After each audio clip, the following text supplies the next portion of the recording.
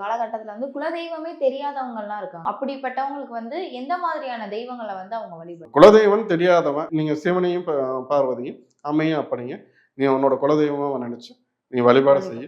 அப்படி இல்ல அவனுக்கு ஒரு சிலருக்கு ஒரு சில மாற்று கருத்து இருக்கலாம். நீ சிவனுக்கு நீங்க திங்கட்கிழமை அதுக்குண்டான நீ வழிபாடு செய்ய ஆரம்பி.